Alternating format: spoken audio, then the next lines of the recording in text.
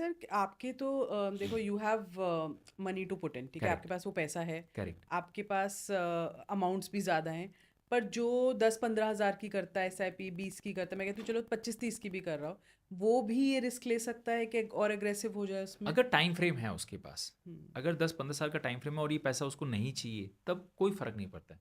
क्योंकि आज जो प्रॉफ़िट दिख रहा है वो भी कागज़ पे है, कल जो नुकसान हो रहा है वो भी कागज़ पे है।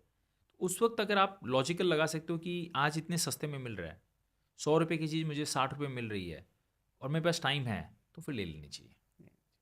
तो वो चीज़ है। तो कोविड में मैंने जो डाला स्मॉल कैप में, देखिए आज जो मेरा पोर्टफोलियो का रिटर्न जो 19% दिख रहा है, अगर मैं खाली एसआईपी करते रहता ना लाइफ लॉन्ग, तो 12-14 के ऊपर नहीं आता। ये सब जो मैंने किए हैं, जब जब डाउनफॉल आया और मैंने बेट्स को बढ़ा दिए, उसके कारण ये 3-4% का डेल्टा आता है और ये सारा पोर्टफोलियो को अवतार ही चेंज कर देता है उसका।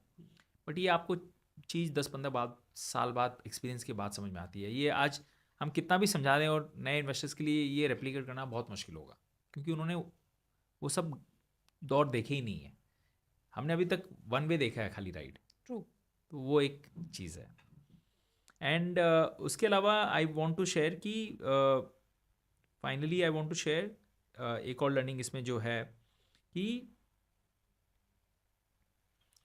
जितना कम आप पोर्टफोलियोज को इन एंड आउट करोगे, जैसे सेक्टर फंड्स हो गए, स्मॉल कैप हो गए, इन फंड्स को कहीं ना कहीं इन एंड आउट करना पड़ेगा, राइट? क्योंकि स्मॉल कैप फंड अगर बहुत ज़्यादा बढ़ गए, जैसे 2018 में मैंने गलती की, 2018 में मेरा जो DSP मैंने आपको जो पहला फंड बताया था उसका रिटर्न 32% कैगर था, 8 साल का रिटर्न 2010 से 18।